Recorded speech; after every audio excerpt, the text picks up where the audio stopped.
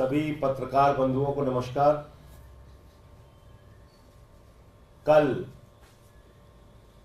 भारत के गृह मंत्री ने अमित शाह जी ने एक राष्ट्रीय टीवी चैनल पर खुलेआम झूठ बोला,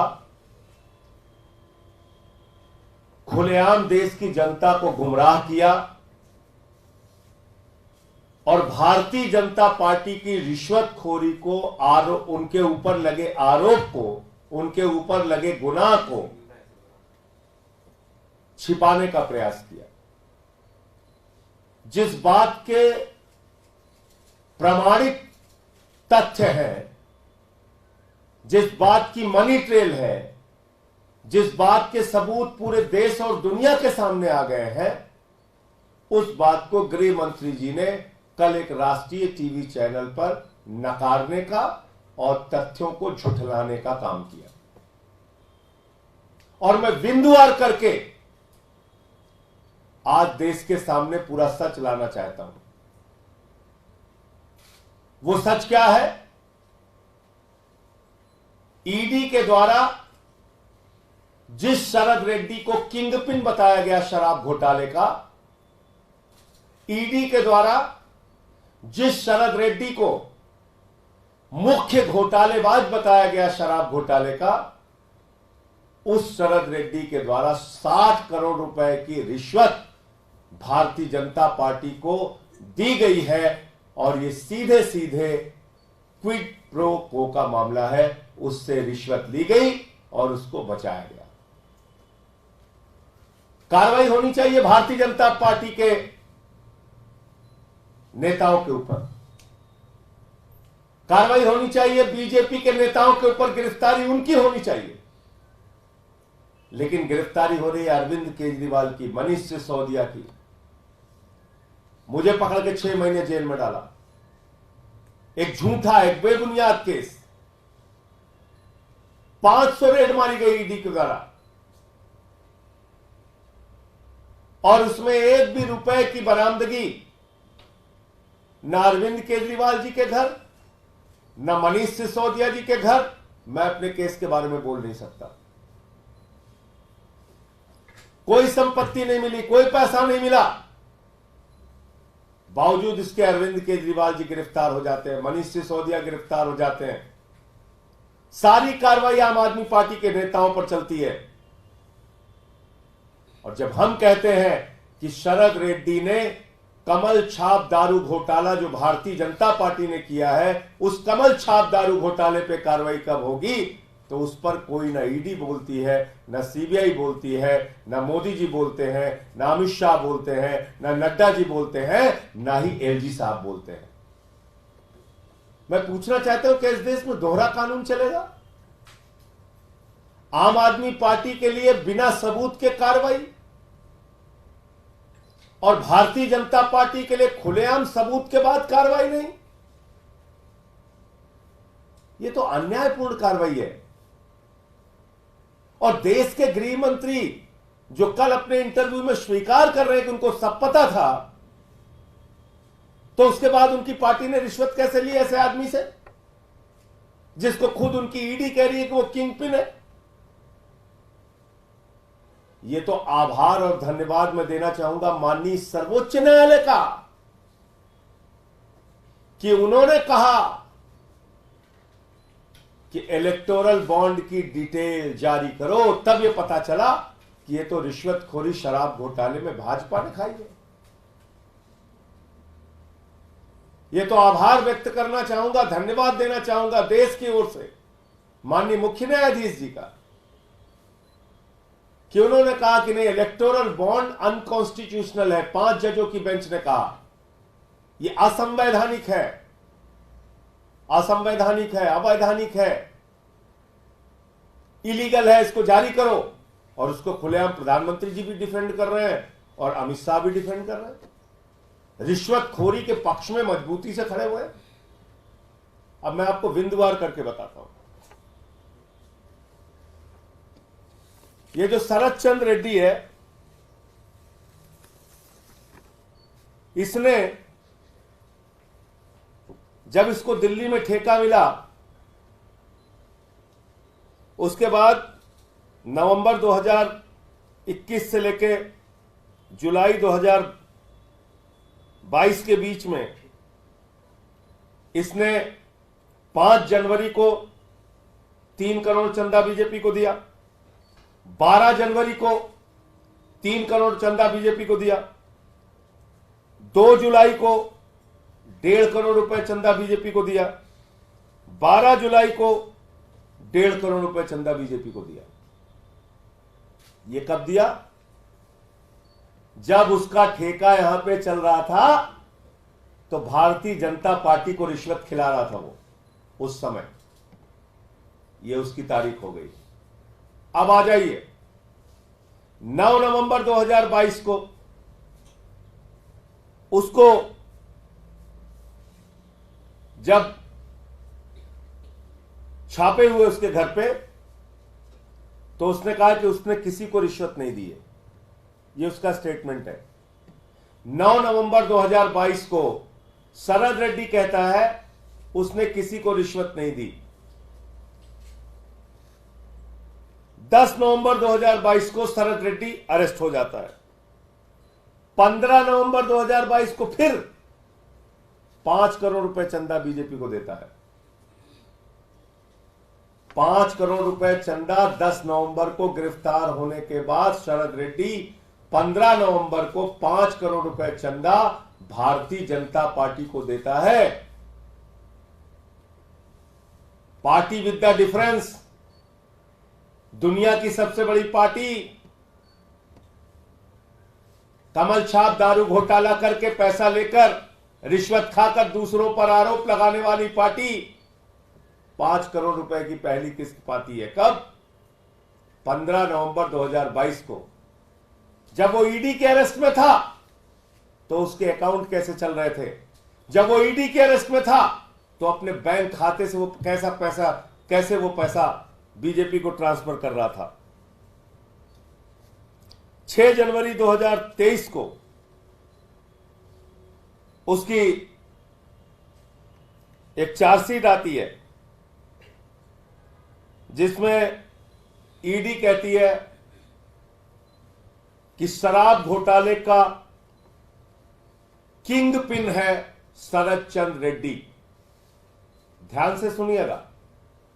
6 जनवरी 2023 को 6 जनवरी 2023 को यानी कि उसकी गिरफ्तारी के बाद 10 नवंबर 2022 को गिरफ्तारी होती है। 6 नवंबर 2023 को उसकी चार्जशीट आती है जिसमें ईडी कहती है ये शराब घोटाले का किंग पिन है, मुख्य घोटालेबाज है और सबसे बड़ा लाभ उठाने वाला व्यक्ति है।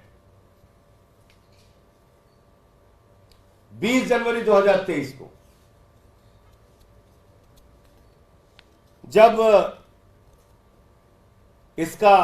इसकी बेल एप्लीकेशन लगती है तो ये क्या कहता है अपनी बेल एप्लीकेशन में? During the hearing of his bail application in Rouse Avenue Court, Sharad Chandra Reddy accuses ED of putting undue pressure and using force on him and his employees to sign pre-dictated statements. 20 जनवरी 2023 को शरद रेड्डी कहता है कि उसके ऊपर और उसके कर्मचारियों के ऊपर ईडी दबाव डाल रही है अपनी ओर से कहे गए और अपनी ओर से लिखे गए बयानों पर हस्ताक्षर करने के लिए, बयानों को देने के लिए। He claimed that the accusation of paying 100 crore bribe to Delhi government officials was baseless. 20 जनवरी 2023 को शरद रेड्डी कहता है कि 100 करोड़ रुपए रिश्वत देने की बात, दिल्ली सरकार के अधिकारियों को देने की बात पूरी तरह निराधार है, झूठी है। उसकी बेल एप्लीकेशन तो पड़ी होगी, पढ़वा लीजिएगा, थोड़ा मेहनत कीजिए। मीडिया के लोग जैसे आम पूड़ी मिठाई पे इतनी मेहनत कर रहे हैं, थोड़ी मेहनत इस पे भी कर लीजिए। आम पूड़ी मिठाई आलू पे तो दिन रात मेहनत हो रही है, इस केस की पड़ताल तो कीजिए, सच तो लाइए देश के सामने। क्या हुआ है अरविंद केजरीवाल के साथ? और क्यों मैं बार बार कह रहा हूं कि यह गहरी साजिश है। और कल गृह मंत्री के बोलने के बाद तो पूरे देश को यह जानना जरूरी है। आगे पढ़ रहा हूं। 26 अप्रैल 2023 जब शरद चंद्र रेड्डी को 6 महीने हो जाते हैं, तब वो अचानक पलटी मारता है और 26 अप्रैल 2023 को वो बयान देता है कि 100 करोड़ रुपए की रिश्वत का कुछ हिस्सा, जिस बात को 20 जनवरी 2023 को इनकार कर रहा है, 26 अप्रैल 2023 को कह रहा है 100 करोड़ रुपए का रिश्वत का कुछ हिस्सा देने के लिए मैं एग्री किया था, मैंने सहमति दी थी। और इस बीच क्या होता है कि उसकी बेल जो है वो 20 जनवरी 2023 को रिजेक्ट हो जाती है ईडी के विरोध के बाद। जब वो मना करता है कि उसने कोई रिश्वत नहीं दी, तो ईडी उसके बेल का विरोध करती है और उसकी बेल लोअर कोर्ट से रिजेक्ट हो जाती है। अब 8 मई 2023 को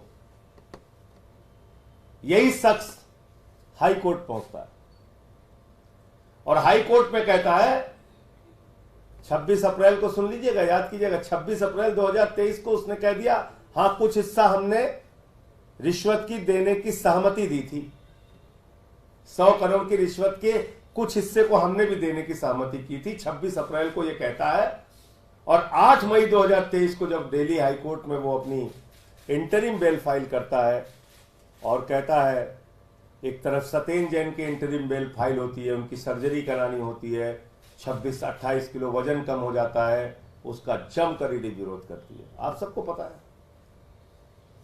लेकिन इतनी बड़ी बीमारी इसको हो जाती है 8 मई 2023 को कि ईडी उसकी बीमारी के एप्लीकेशन का विरोध नहीं कर पाती। अब आप सुनिए कितनी बड़ी बीमारी हो गई इसको। 8 मई 2023 को अचानक उसको इतनी बड़ी बीमारी हो जाती है जिसकी बीमारी का ईडी विरोध नहीं करती, और वो बीमारी है कमर दर्द। कमर दर्द, आप लोग भी कभी जेल जाइएगा तो याद रखिएगा, कमर दर्द के नाम पे आपको बेल मिल सकती है। सर्जरी के नाम पे नहीं मिलेगी, लेकिन कमर दर्द के नाम पे मिल सकती है। कमर दर्द के नाम पे उसको बेल मिल जाती है। 8 मई को उसको बेल मिलती है 2023 में, और 2 जून 2023 को वो सरकारी गवाह बन जाता है। 2 जून 2023 को वो सरकारी गवाह बन जाता है और उसके बाद वो 50 करोड़ रुपए भारतीय जनता पार्टी को चंदा देता है। 50 करोड़ रुपए भारतीय जनता पार्टी को चंदा देता है। और कल गृह मंत्री जी पूरे देश के सामने झूठ बोल रहे हैं, एक राष्ट्रीय टीवी चैनल पे बैठकर कह रहे हैं, अरे भाई अगर उसने हमारी मध्य प्रदेश यूनिट को चंदा दिया है, अगर वो आरोपी था तो उसको चंदा नहीं देना चाहिए था, इस तरह की बातें। आप देश के गृह मंत्री हो, ईडी जांच करके चार्जशीट लगा रही है कि वो किंग पिन है, शराब का मुख्य घोटालेबाज है। उससे तो आपने रिश्वत ली, उसकी गिरफ्तारी के बाद आपकी पार्टी ने रिश्वत ली 55 करोड़ रुपए की। कितने लोगों की गिरफ्तारी हुई अब तक? कितने लोगों से पूछताछ हुई अब तक? हमारे नेताओं के घर से तो 1 रुपए बरामद नहीं हुआ, उनको तो पकड़ के जेल में डाल दिया आपने।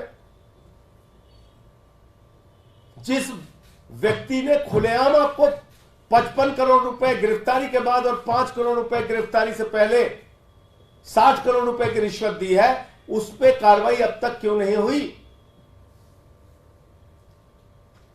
तो आपने तो स्वीकार कर लिया कि आपने पैसा लिया है।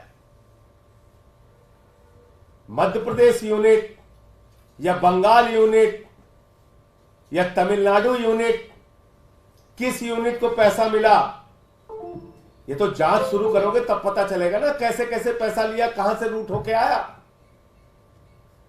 और आपको यह पता है कि मध्य प्रदेश यूनिट को मिला, इसका मतलब आपको पता था 55 करोड़ रुपए की रिश्वत आ रही।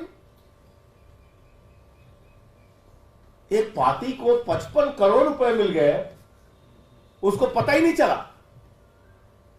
ऐसा रुपया बह रहा पानी की तरह, और उसके खाते नहीं सीज हुए, उसकी प्रॉपर्टी अटैच नहीं हुई, उसको पार्डन मिल जाता है, कोर्ट से माफी मिल जाती है। तो ये तथाकथित शराब घोटाला पूरी तरीके से खुली किताब की तरह अब देश के सामने आ गया है।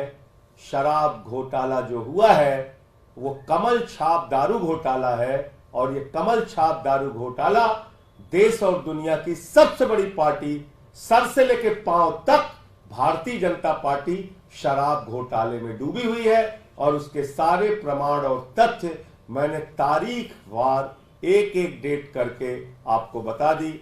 और मैं उम्मीद करता हूं कि आम, आलू, पूड़ी, केला इससे बाहर निकलकर अब कम से कम ये सत्य भी देश के चौथे स्तंभ को दुनिया के सामने, देश के सामने रखना चाहिए।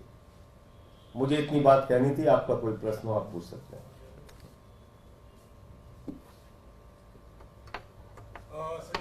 एक मैं चाहता था थोड़ा सा सुन लीजिए गृह मंत्री जी को। होता है कि क्या ऐसा प्रेशर पड़ा कि वो अप्रूवल बन गए, उसका सारी फंडिंग केवल बीजेपी को की? फंडिंग का इससे कोई लेन देन नहीं है। ये बॉन्ड उनके मध्य प्रदेश यूनिट में, मेरे पास जो primary information Madhya Pradesh unit ने लिए हैं और रूटीन में भी ऑन द काउंटर रेट होना चाहिए। केस होने के बाद उनको नहीं देना चाहिए। उनको रिट्रीव मिल गई ना, उनको एक तरीके से बच गए वो, कि एक तरीके से डील हो गई। क्या डील हो गई? अप्रूवल बन गए। अप्रूवल बनने से तो गुनाह कबूल करना पड़ता है राहुल। कानून का स्टेटस आपको मालूम है। पहले जेल में थे, आप छूट गए। पहले छूट गए थे, बाद में अप्रूवल बने। डील हुई ना, इसलिए छूट गए। नहीं, डील नहीं हुई है, पहले छूट गए थे वो तो। कब के? इसके 6 महीने बाद अप्रूवल बने साहब। पहली बात तो ये झूठ बोल रहे हैं, 6 महीने बाद अप्रूवल नहीं बने। जब उनको बेल हुई 8 मई को और 2 जून को वो अप्रूवल बने, तो 6 महीने कहां हो गया भाई? 8 मई को तो वो छूट गए और 2 जून को वो अप्रूवल बने। और 2 जून को जब वो अप्रूवल बन गए, जब पूरे दुनिया को पता चल गया, और खुद गृह मंत्री कह रहे हैं कि अप्रूवल बनने का मतलब होता है गुनाह कबूल करना। सुन लिया आप लोगों ने? सुना आप लोगों ने ना? अभी गृह मंत्री क्या कह रहे हैं? अप्रूवल बनने का मतलब होता है गुनाह कबूल करना। तो 2 जून 2023 को तो वो अप्रूवल बन गए, गुनाह कबूल कर लिया उन्होंने। तब 8 नवंबर 2023 को आपने 50 करोड़ रुपए कैसे लिया? ये डिटेल है, इसको चेक कर लीजिएगा, इलेक्टोरल बॉन्ड की डिटेल। अगर उन्होंने गुनाह कबूल कर लिया, तो गृह मंत्री कह रहे हैं ना, मेरे मुंह से तो नहीं निकला, ये तो गृह मंत्री कह रहे हैं अप्रूवल बनने का मतलब होता है गुनाह कबूल करना। आपको कानून नहीं पता, पत्रकार को कह रहे हैं आपको कानून नहीं पता, अप्रूवल बनने का मतलब होता है गुनाह कबूल करना। तो जिस व्यक्ति ने गुनाह कबूल कर लिया 2 जून 2023 को, उससे आपने 8 नवंबर 2023 को 50 करोड़ रुपए कैसे ले लिए भाई? तो अब तो आपसे जरूर पूछताछ होनी चाहिए, क्योंकि ये पैसा तो आपने तब लिया जब उसने गुनाह कबूल कर लिया। और ये खुद आप कह रहे हैं, मैं नहीं कह रहा।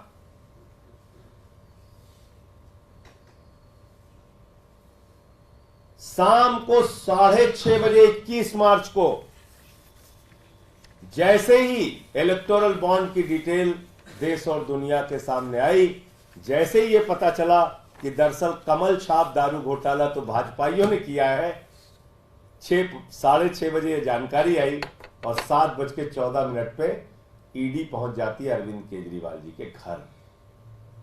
ये है पूरी गहरी साजिश।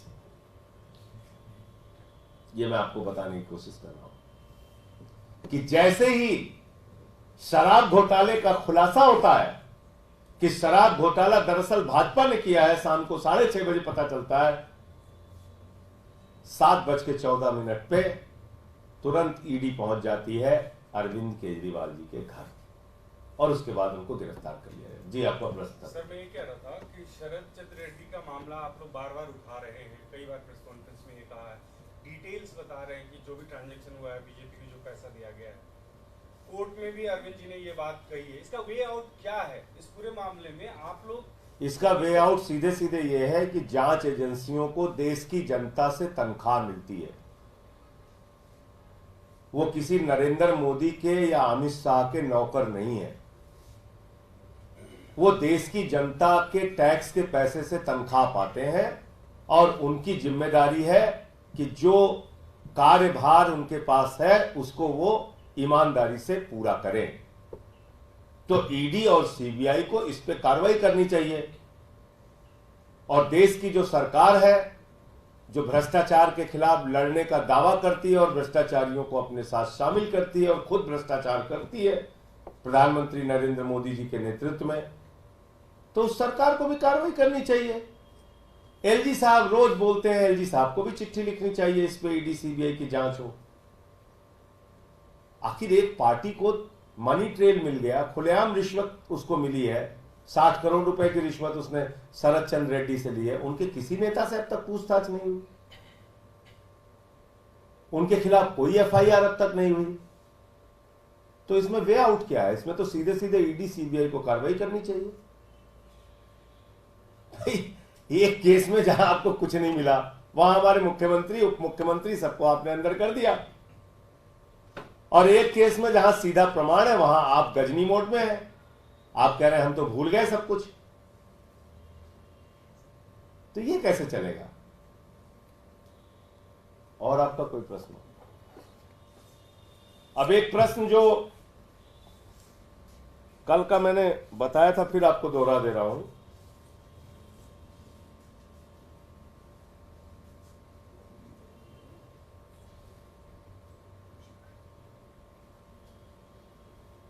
आम पूड़ी मिठाई वाले पे, क्योंकि आपको लगेगा कि नहीं उस पर तो बोले ही नहीं। तो इसका पैरा जो कोर्ट का ऑर्डर हुआ था जिस दिन अरविंद केजरीवाल जी न्यायिक हिरासत में भेजे गए थे, 1 अप्रैल 2024 को, तो उस दिन कोर्ट ने क्या ऑर्डर किया है, कृपा करके ये आप लोग जरूर सुन लीजिए और आपके टीवी चैनल पे जब भी आम पूड़ी मिठाई चले तो ये खबर जरूर चलनी चाहिए साथ में, वरना कहीं ना कहीं वो तथ्यों को छुपाने की बात होगी।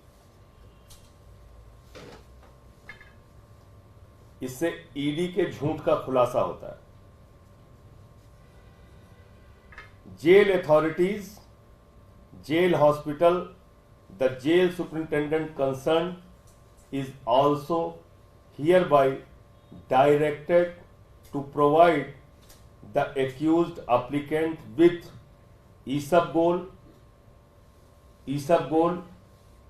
glucose, toffees, banana as and when required in the case of sudden fall of his sugar level. ये कोर्ट के ऑर्डर में है। मैं हैरान हूं कि आप लोगों ने दिखाया क्यों नहीं अब तक। इसलिए तो कोर्ट के ऑर्डर में लिखा हुआ है कि उनको ग्लूकोज, केला, टॉफी ये उपलब्ध कराई जाएगी। आप लोगों को तो शायद पता भी नहीं होगा, उनकी ईडी कस्टडी में उनकी शुगर 45 तक गई थी। किसी को पता है इस देश में? 45 तक गई थी उनकी शुगर। देश के जितने पत्रकार अरविंद केजरीवाल को जानते हैं वो जानते हैं कि वो इंसुलिन आज से नहीं 20 साल से ले रहे हैं। पिछले 30 साल से वो शुगर के मरीज है। ये सच आखिर क्यों छिपाया जा रहा है? इसीलिए हम बार बार कह रहे हैं कि एक गहरी साजिश है अरविंद केजरीवाल के खिलाफ, केंद्र की सरकार के द्वारा, प्रधानमंत्री नरेंद्र मोदी जी की सरकार के द्वारा उनको जान से मारने की यह साजिश है। इंसुलिन न देना अपने आप में ऐसी आपराधिक कार्रवाई है जो कि जानलेवा है, जो किसी का जीवन ले सकती है। क्योंकि आप सब जानते हैं, अगर कोई शुगर का मरीज है, उसको इंसुलिन ठीक से नहीं मिली या उसका शुगर डाउन हुआ, तत्काल उसको कुछ भी ग्लूकोज खाने के लिए नहीं मिला, मीठा खाने के लिए नहीं मिला, तो उसके साथ कोई भी घटना हो सकती है। ये आप सब लोग जानते हैं। और इसीलिए कोर्ट ने ऑर्डर किया कि उनको ग्लूकोज, उनको टॉफी, उनको केला उपलब्ध कराया जाएगा। और 48 मील में से एक आलू पूड़ी चली गई प्रसाद के रूप में। आलू पूड़ी, आलू पूड़ी, आलू पूड़ी चल रहा है।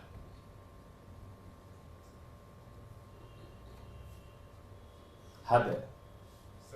मतलब मैं तो हैरान था इनकी साजिशों को देख के कि एम्स का डाइट चार्ट लेके आ गए। बताइए आप, आपने दुनिया में कभी सुना है कि किसी मरीज को दिखाए बगैर उसकी डाइट लिख दी जाए? सुना है कभी आपने? वो भी एम्स जैसा अस्पताल।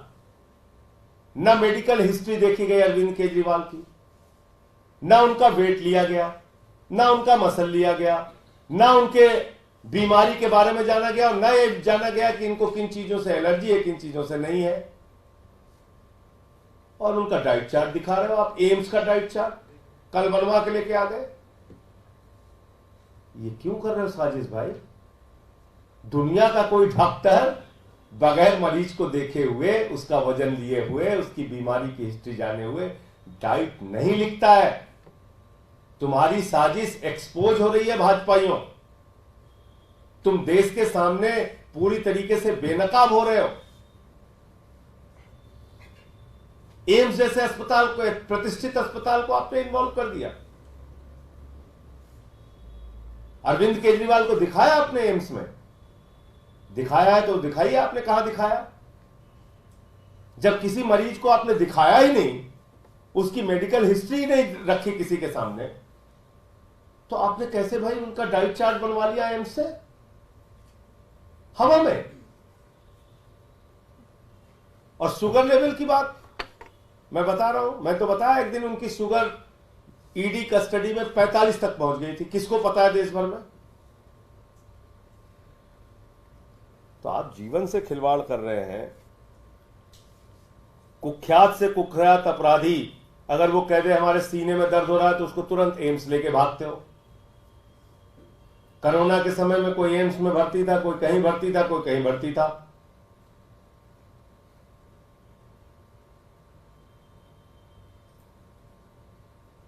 मैं आपको शुगर लेवल बताता हूं अरविंद केजरीवाल का।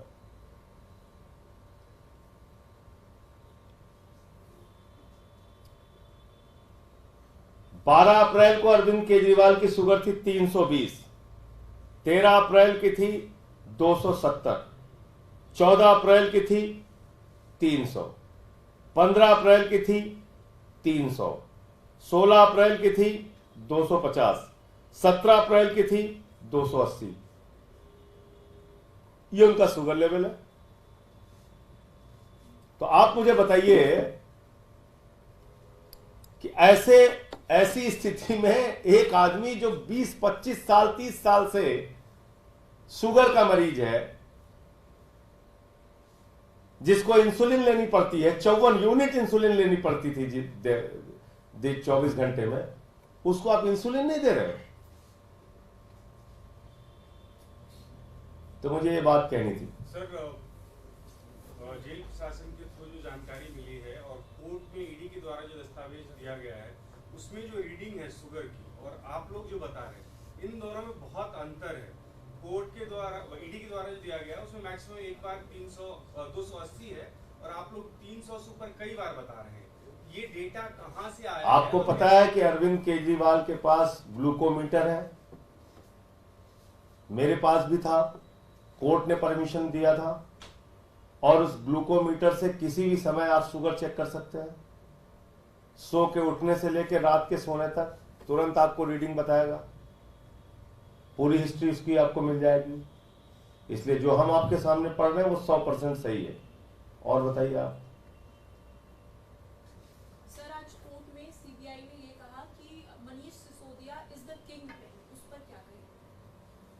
देखिए, अब किसी के कहने के पीछे कोई तथ्य होना चाहिए ना, कोई सबूत होना चाहिए, कोई आधार होना चाहिए। हवाई बातें, अरे साहब इनको इतनी रिश्वत दी, इन्होंने गोवा में खर्चा कर दिया चुनाव में, तो चलिए हम 10 स्टेटमेंट दिलवा दे रहे हैं। सब कहेंगे 5 करोड़ रुपए हमने अमित शाह को दिया, 10 करोड़ नड्डा जी को दिया, 20 करोड़ रुपए नरेंद्र मोदी जी को दिया, 100 करोड़ रुपए इनकी बॉम्बे यूनिट को दिया, 50 करोड़ रुपए इनके मध्य प्रदेश यूनिट को दिया, और इन लोगों ने खर्चा कर दिया चुनाव में। न सिर है न पैर है आपकी जांच का। लोगों के स्टेटमेंट ले लेके, दबाव बना बना के स्टेटमेंट ले लेके, वही आदमी कोर्ट में कह रहा है हम पे दबाव बनाया जा रहा है, फिर वही आदमी आपके दबाव में बयान दे रहा है, फिर उसी बयान के आधार पे ना आपको कोई तथ्य मिल रहा है, ना प्रमाण मिल रहा है, ना 1 रुपए की बरामदगी हो रही है, ना कोई संपत्ति मिल रही है, उठा के आपने पकड़ के जेल में डाल दिया। और हमको क्या कहा था, वो तो किंग पिन है। आप बोलिए, मैं नहीं बोलूंगा, मुझे मना किया है कोर्ट ने। आप बताइए मुझे क्या बोला था, पढ़ लीजिएगा कि मुझे भी क्या बोला था। मुझे तो रोका हुआ है कोर्ट ने, इसलिए मैं नहीं बोल सकता।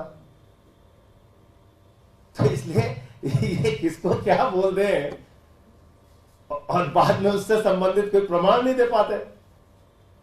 सर एक सवाल जो प्रथम चरण का चुनाव हुआ है उसको लेके है कि वोटिंग परसेंटेज कम हुआ है, उसको किस हिसाब से? नहीं, कुछ स्टेट में बहुत ज्यादा हुई है वोटिंग परसेंटेज, तमिलनाडु में ज्यादा हुई है, बंगाल में भी अच्छी वोटिंग परसेंटेज है। तो अब मुझे तो लग रहा है जहां इन लोगों का गढ़ तथा कथित अपने आप को कहते हैं वही वोटिंग परसेंटेज डाउन हुई है, वहां के वोटर्स में उत्साह कम दिखा है। तो ये किस ओर परिणाम संकेत दे रहे हैं आप समझ सकते हैं। और जिसमें मुझे लगता है कि कल जो हुआ है पहला चरण, उसमें इंडिया गठबंधन की एक तरफा जीत होगी जब परिणाम आएगा, एक तरफा।